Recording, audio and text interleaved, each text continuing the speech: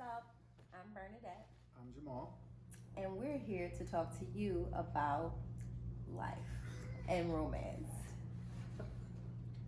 So, Jamal, what topic do you want to discuss today? Every day you have a topic that you want to throw my way, and you have, what do you think about this? What do you think about that? So, what's up?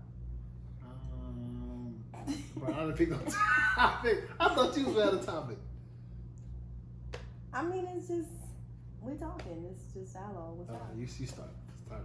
Throw something out there. No, it's like you always want to know, like you want my opinion on stuff. So, what do you want to know? What do you want? What do you want to ask me today? So every day we talk about Future versus Plumber. Can you explain what Future and who is Future and who is the Plumber? So Future's actually based off of actual Future the rapper, and Plumber's just like a generic guy, the everyday Joe Smo. So Future's the guy who gets the women, who probably has 3 or 4 different baby mothers, and the Plumber's usually the single guy who really wants the woman but can't have the woman because the woman is not looking his way. But Future gets them. Future gets them, and then I have different theories on why Future gets them, and you have your take of your theories on why Future gets them, and we debate and have dialogue mostly every day, every other day about that. Absolutely. And I think yesterday's topic we were talking about, what was it? So we were talking about love, like how does Future love, or how you interpret him loving, and what I think he's actually doing, and what you as a woman think he's doing. So what do you think? I think for the Future character, I think a lot of times a man, he compartmentalizes women, right? You have to give, it's like a farm. The farmer has different type of animals. He separates the animals and he gives them different feed. So the Future character, he has different women. Each woman requires something different. So he has to feed a certain woman. Say this woman requires his time. So he's going to invest about a couple weeks of time in that woman. This woman wants words. So he's going to make sure that he texts her, calls her, just so he can get the end result, which I think is just to sleep with her. And I don't see that as love. And I think women give Future passes when the Plumber never gets a pass because she's not checking for the Plumber until she gets about 50. But I disagree. I disagree because I think that Future really does want love. I think,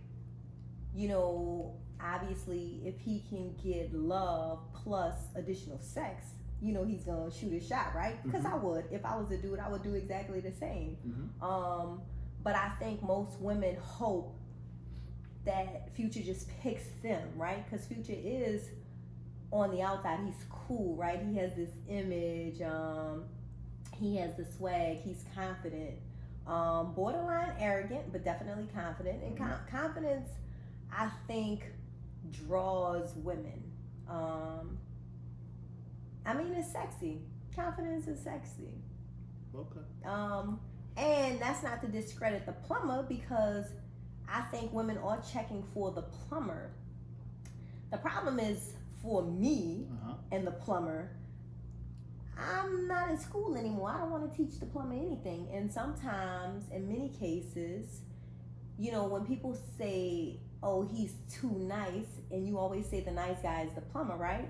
I think that is just an excuse for, I'm really not interested, or he is not on the same level as I am in this moment.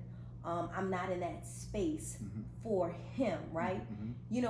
Sometimes, there's phases, speed, whatever, right? I think women want excitement in their life. Like sometimes, you're on this journey or on this path to create a life, create stability for yourself.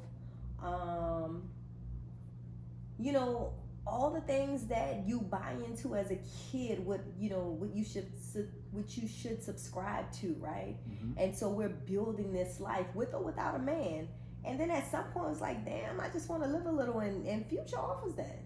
Future offers the excitement. Okay, but I think Future offer is temporary, right? And then I also think that what makes you think you as the woman is going to be different from his other previous romances, his baby mamas? What makes you think you're different than the other ones before? Because I Bernadette. and 9 times out of 10 it's the same outcome as the other baby mamas. Maybe not, right? But I'm willing to take the chance. Everybody thinks they stand on who they are and who they believe themselves to be, right? So, you know, and I'm not saying, oh, I'm Bernadette to be arrogant. I'm saying, you know, I believe in myself. I know my self-worth and I know what I bring to the table. It's not to say, oh, he's just gonna pick me just because of whatever, because of how I look or what I have. No, I'm saying because, you know, I would like to believe, actually I do believe I actually have a whole package. You know what I mean? I think, you know, I can have a conversation with anybody. I'm relatable. I can sit at any table. Yeah, and I don't have a whole lot of baggage. I mean, not to say that I don't have baggage, because I do. I have lots, but I don't have the baggage that, you know, the baggage of nagging, where you're going, what you're doing, you know, oh, my kids, this, yada, yada, yada. Nah, that's not my baggage. My baggage is, you know, trying to figure out how to emotionally attach. Because I am emotionally detached, right? You know, some people say that, you know, I have these men tendencies, right? Because I'm just like, it's whatever. You're cavalier. Very. Yes. Very, very. And it works for me, right? It works for me because that's my personality. I like the freedom of it. And so to go back to the, you know, the relationship part of it, I think the plumber is equally attractive as Future. It just depends on the space that I'm in the given time. Gotcha. But I think for most women, the plumber becomes attractive when they get older, right? Because they get tired of trying to understand women. You have the package, right? You have the package, but Future's not looking for the package. He's gonna act like he's looking for the package, but he's not looking for the package. When he gets ready to, he'll choose the woman. When he gets in his 50s or his 60s, he need to choose this one. But he's gonna play 20s, 30s, and 40s. He's gonna play around, have his fun, make his babies, and then he's gonna settle down at 50 when he had all of these plethora of women. And what he's doing is he's leaving a toxic bond with each woman. So a woman is becoming, that's why I think, you know, we're talking about African-American women, 70% of African-American children are born to single mothers. And I think a lot of the time, it's not nothing to do with the woman, it's the man, right? The man is not ready to be a man, but you're ready to lay down with that woman, have a child with that woman, but you're not ready to take care of that woman or the responsibility of that child. Well, okay, so in that instance, right, I think it's both parties' fault, right? Because, you know, communication is key. You know, I think people reveal who they are. Like you know that within a week of spending time with somebody. I agree. So you know if they are father potential, marriage potential, all of that stuff. So if you choose to have unprotected sex with that person and you take the risk of having a kid, and if they don't show up, you can't be mad with anybody but yourself. And I'm not even saying that you should even be mad, because I think children are a gift. Blessing. All day. But I do believe that, I mean, and I don't, you know, if you want that person to show up, I mean, child support is not going to make a man show up and be a dad, right? Nothing, I mean, if he's not willing to commit to you or that child, nothing that you do is going to change the circumstances, right? So, you know, you know that going in. So, I don't know, like, no, I do know.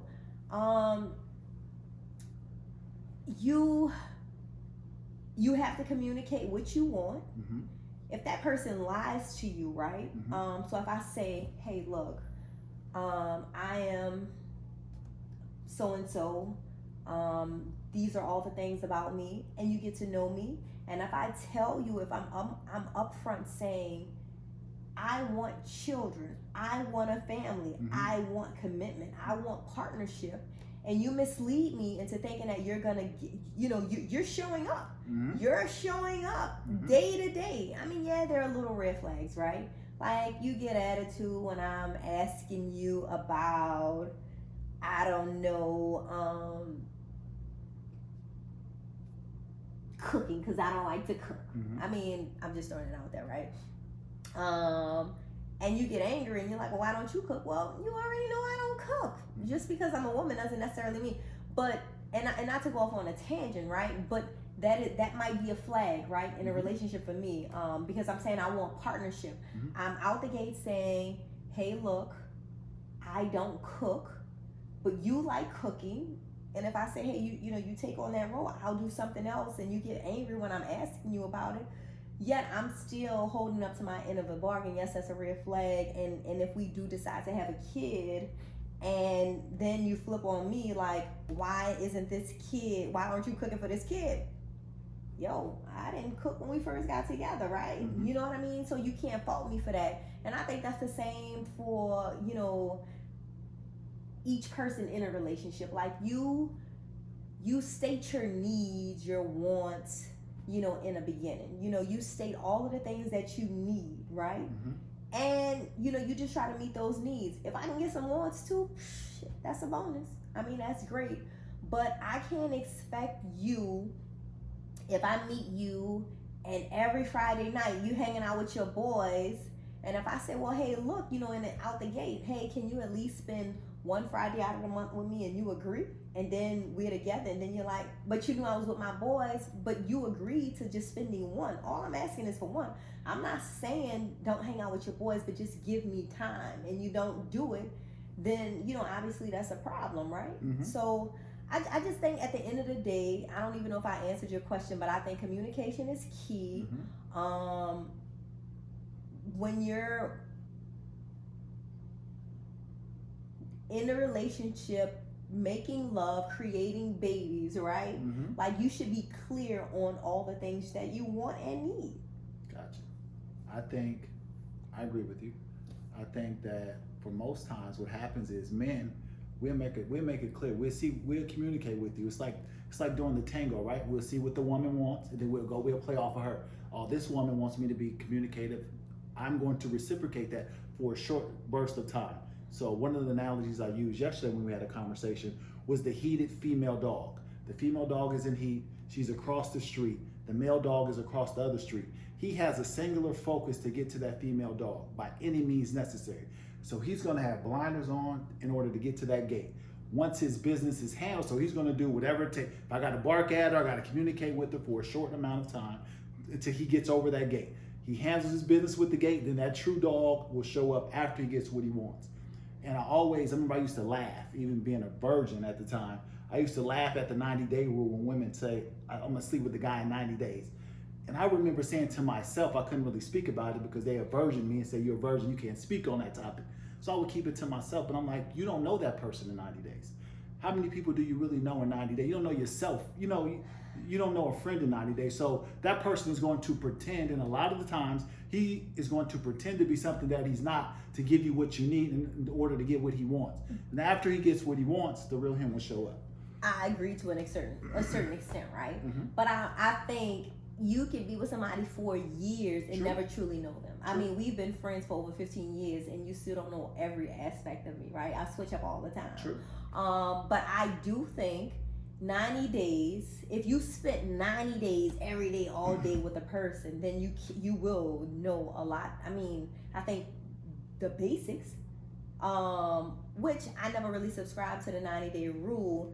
I mean, I wasn't sleeping with the guys in a week. It was probably more than 90 days. But that was just my thing. I just never wanted to rush. I mean, being a controlled kind of person, I always wanted to control my relationships. And that's the way I can control it with sex, right? Like, I don't have sex when you want to have sex. I have sex when I want to have sex on my time, right? And it had nothing to do with a 90-day rule. And I remember laughing when that came out myself, and it was just like, it was trendy.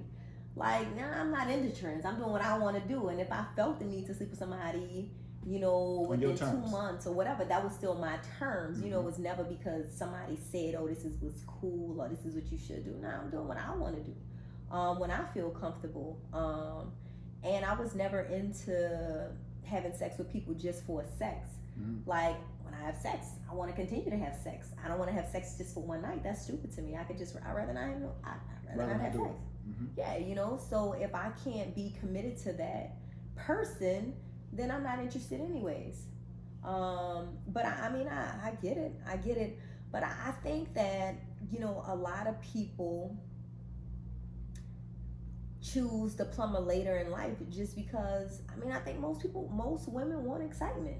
Most women, I don't like roller coasters. I may have liked them when I was a kid. But I mean, I think an adventurous man is equivalent to a roller coaster, right? You just want to go along for the ride and see, how high you can go and how high it'll take you, right? And so that is really the appeal. Mm-hmm. It's the appeal, it's the excitement of being with Future. The plumber. But it's not lasting though. It doesn't matter. It doesn't matter. Sometimes the plumber is just too calculated. Sometimes you just want to go with it. You just want to ride the ride, Okay. I mean, you take that ride that goes like a pendulum, right? Mm-hmm. And that shit is scary, and it's it's slowly going and going, like just side to side. And then, but when that thing go over, it's like your heart drops, like, oh my gosh. But then when it's over, it's like the rush, like, oh damn, I want to do it again. You're scared while you're in it, mm-hmm. But when it's over, you're like, damn, that was a great ride. And then, I mean, that's what Future is gonna give you in many cases, not all the time, in many cases. The plumber, you may not get that. And if you get that, you're not gonna get the pendulum. You might get, the ladybug. And the ladybug is cool. It's a mm-hmm. roller coaster, but it's kid friendly. You know what I mean? You're gonna get. How do you know if you don't ever try the plumber? And if you said you didn't want to teach him anything, but why won't you get the plumber first? Well, try it out to see if he can become adventurous. So I can speak on the plumber because I have dated the plumber, okay. Right? And so in my experience, that is what the plumber has been like for me. Okay. That is my experience.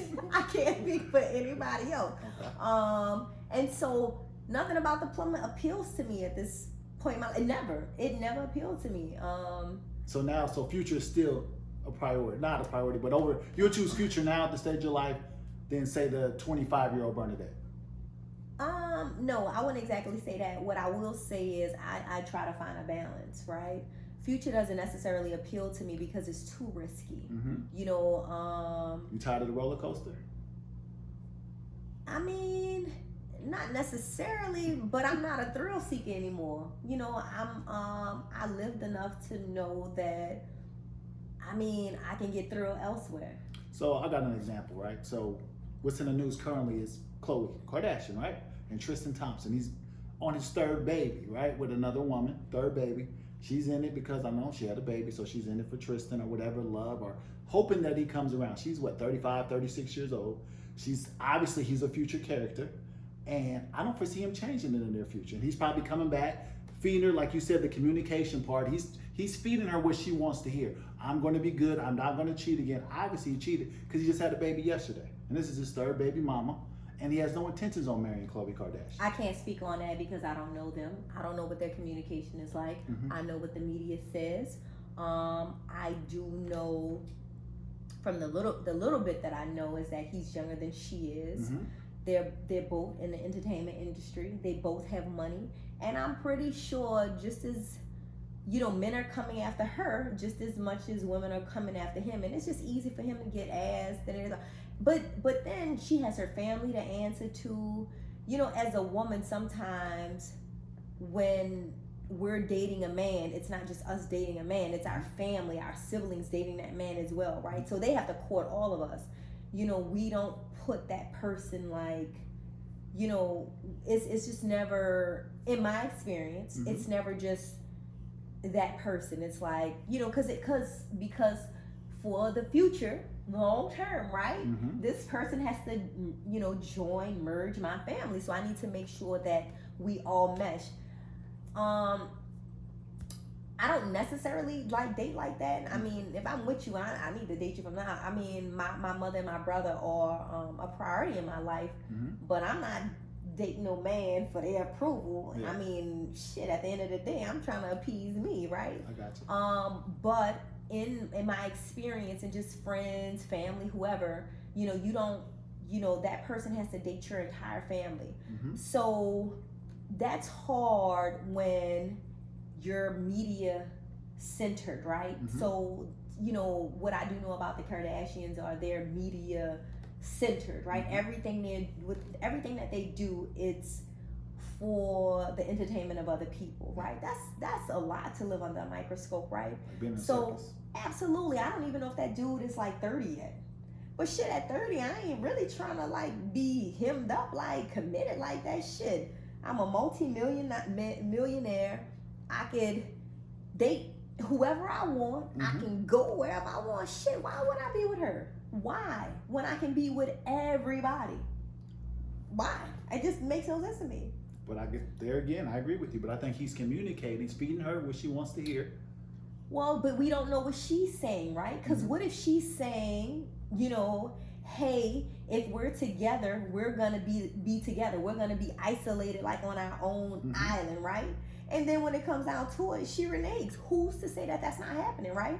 And when she reneges, he like, fuck it, I'm gonna rebel against it. I mean, because all you have to do for somebody like me is make me feel like you wronged me one time. Shit, all is fair in love and basketball, as they say. Shit, I mean, you didn't end up to your end of the bargain, and now all of a sudden you think sorry is gonna make it right, or I'm gonna do better next time. Nah, we just gonna see how this play out. That's for me. I can't say what anybody else should do. And I date. I like to date. At some point in my life, I would like to be married. I would like to have kids. But if I'm not, well, how about this? I don't have to have kids, right? I would like to have kids. But if I'm not in a committed relationship with somebody I see long-term forever with, whether committed or partnership, then I'm not having no kids. Like I don't want to have kids like that. Like it's hard raising kids, and I want to give, like I want, the sky to be the view for my kids. So whatever they want to do, I want to be able to provide for them, and I want a 2-parent household. Like I don't want, like I want to experience that as a family. Like I want communication, your experience, my experience. Obviously, I don't know everything. Different perspectives. Different families. I think it takes a village to raise a kid, but that's just how I see it. And if I can't, and it doesn't have to be perfect. By no means do I subscribe to perfect.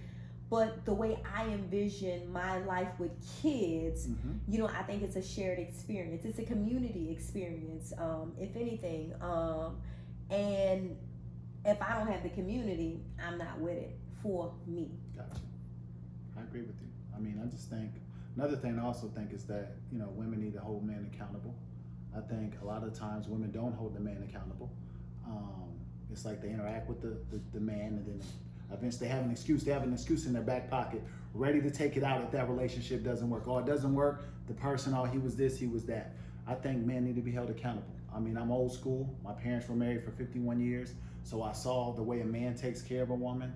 So I've always envisioned myself taking care of my wife in that fashion. But I think a lot of times the woman doesn't hold the guy accountable. And I think the guy gets away with murder.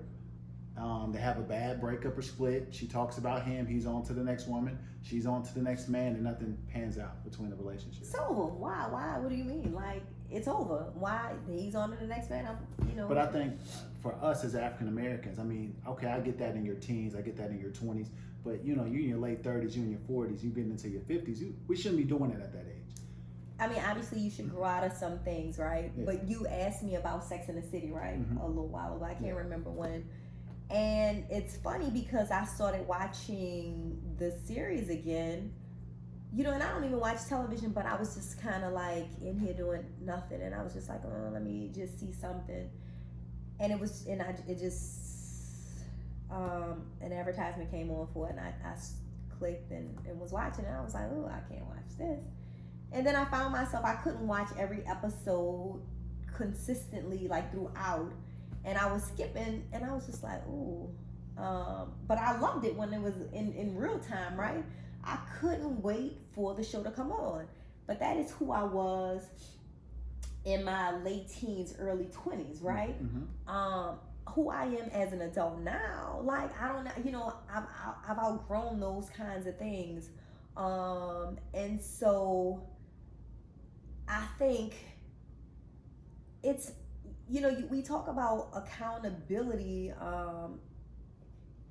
How, everything is a learning lesson. Like you have to go through something to learn the lesson. Hopefully, you're wise enough to even get the lesson, right? And I don't think women give men passes so much. I mean, everybody's learning. Not everybody gets a healthy example of what love is, and we talk about that all the time. And we're learning through it. Like we're learning on the job. Like we're learning in the relationships. I remember hanging out with a friend, and she has a kid with my cousin, and she got married to a man, and initially they were off to a rocky start, and they split, and we were just talking about relationships. Both of us wanted to be in a relationship at that time, and it's funny, depending on the time and how that time and space makes you feel, especially if lonely. I like to be by myself. But being by myself and lonely, oh my gosh, that shit lonely, it hits hard, right? So in that time and space of feeling lonely, I felt like I needed a man to, for companionship, which, and I made some bad decisions during that time, but I remember in the conversation, she was talking about her husband, and they were split, and she was like, man, if we get back together on my next man, I mean, I'm gonna be like, baby, sorry, do you want me to cook you this, blah, blah, blah, just being everything that we were opposed to, right? That this domestic thing, or just being submissive kind of thing that we were anti. Now, being lonely made us reconsider, right? And I thought about it too for a second. Just for a second, I was like, man, that shit ain't me. I ain't doing it. Like that is at the core of who I am. That's not who I am, right? The core of me, that's not it. So I'm not gonna compromise myself in the things that I'm interested in for the sake of keeping you around, right? Like I'm only interested in genuinely being me, and hopefully you want to be around me for who I am, not because of what I do or what I pretend to be. Like I want to be authentic in my relationships. I don't want to pretend just to have a man around. Like fuck that. I'm not interested. And and I mean, it might be easy for me to say because I don't think it's difficult for me to get, like I don't subscribe that there's a shortage of men, right? Like there's this shortage of men in the dating pool. Like I meet great guys all the time, single guys, men with no children, educated men who are future, literally and figuratively, plumbers, right? Successful men in their own right. And I just want to be by myself. I'm genuinely in a place where I'm trying to get to know me, so that when I do decide to commit to someone, I can be the best version of myself, and I can be authentic, and I can treat you with with the same expectations that I have for you. Those same expectations, I can meet those in your eyes, right? So what that said, what I mean by that is, if I want someone to be kind, considerate, loving, supportive, all those things, well, I need to work on myself and make sure that I'm all those things that I want the universe to give me, right? Like, because it can't be one-sided. I can't be like, yo, dude, like, you didn't even call and check on me, like I'm having a bad day, and never ask you, how was your day? Like, it can't be. Make sure it's reciprocated. It has to be reciprocated, right? It can't be a one-sided love affair. It just can't. It won't, it's not sustainable. Yeah. And I think also with us as people, African American people, like you said, we are what we saw. We are how we were reared. And, if we saw something as children, that's our core now, right? Our core is because if we saw this growing up, then now we think that's what it's supposed to be. And I think we need to listen to people that surround us. We say, oh, that's not how it's supposed to be. It could be another way too. And if you saw something that wasn't correct, somebody around you can say, hey, that wasn't correct. There's another way, like love. This is how you can possibly love somebody. You can choose to do it or not to do it, but what you saw is not necessarily correct, but you can do it this way. So I think. I think absolutely. But you have to be open. That's why communication is key, right? Because you have to be open and receptive to criticism, constructive criticism, right? Because there were times when, I think I was pretty open to criticism, but shit, it didn't matter. Like, I don't give a shit. That's your opinion, ain't mine. Because the way I view me is the only way, right? Now I'm on a spiritual walk, right? So that no longer serves me. So that's not who I am. So now I'm open to it. Like if you say, "Hey, look, you're out of bounds, you're out of line," right? I could be like, "Damn, really?" Like it hits different, right? Like I'm considering not, and I feel bad. Yeah. Whereas 5 years ago, that's on you. Yeah. Didn't matter what they. Didn't matter. Don't talk to me. Yeah. That's what I would say, right? Yeah. Don't talk to yourself. Yeah. And it comes across as a little bit arrogant. But that is just who I don't even have any, because I wasn't arrogant. Yeah. It was just, I think it was just kind of like a little scared girl, right? A little girl, I'm a woman, right? But operating from a childlike self, right? Just fear of, never wanting to be vulnerable in front of anyone. Yeah. And now, shit, I'm sure enough of my own self. I can be vulnerable in front of anybody. Like, yo, it's sexy to cry. Like, yeah, that's it. Yeah, I'm not feeling good today. I'm feeling emotional. Like, I gotta just go in a corner and cry, like, and let it out. Like, that's cool. And you couldn't do that before. I couldn't do that. I wouldn't. For what? Why? For what? There's no crying in baseball. No. Gotcha.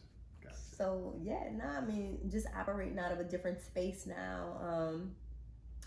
Just wanting to be my best self, and I want to make sure I attract all of the things that my heart desires. Yeah. And my heart desires something different than it desired before. I think before it was just one-sided. I want the same things that I still want the same things, but I wasn't willing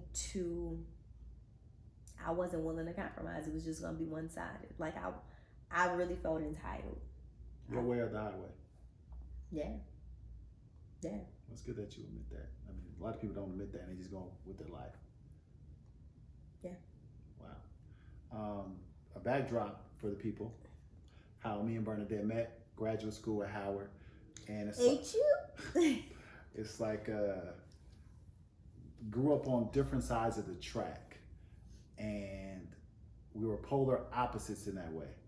And I think I needed Bernadette more than Bernadette needed me, especially at Howard at that time. And I think we had perfect balance in our friendship. Like she's made me more tougher, made my skin more thicker, and I made her a little bit more softer. And I think that our friendship is, it's evolved over 17 years, but the core of our friendship has started like that, and we're still here. And it's like, you brought me to this side of the track, you let me see that side of the track. I'm like, man, okay, it's a little rough on this side of the track. Okay, you got to be a little tougher. And I brought you to this side of the track. You could be vulnerable sometimes. You could cry. It's okay. And I just think it's a good mix. And just so the people know. No, definitely. When I met Jamal was definitely a plumber. And I was trying to get him to be more futuresque like his friends. Very naive, sweet guy. But that was the appeal. I don't know. It was always something about, I hung with the futures. That was my partners, if you will. That was my people. But, in a backdrop, I was always searching for the Jamals, and you were it. And I used to be like, man, you so naive, you so gullible. Like, dude, where are you from? Like, so corny. Like, L7. Wow. Yo, some good old days. But who would have thought that our friendship would have materialized like it has? I would have never guessed we would have maintained a friendship this long. I don't talk to anybody from Howard anymore. You're the only person. 17 years, but yeah. Probably, right. But I wouldn't trade you, dude. No. I appreciate you more. I think, I tell Bernadette this all the time, like, singular person outside of my parents she has taught me the most because, you know, she's worked with me. She, through our course of our friendship, one of my problems that I would have was I would bail. Like if I was feeling a certain kind of way, I ain't talking to Bernadette. I'm about to go bail, go do my thing, and I eventually will come back. And, you know, Bernadette was like, Jamal, that's being a fair weather friend. You're here some timing.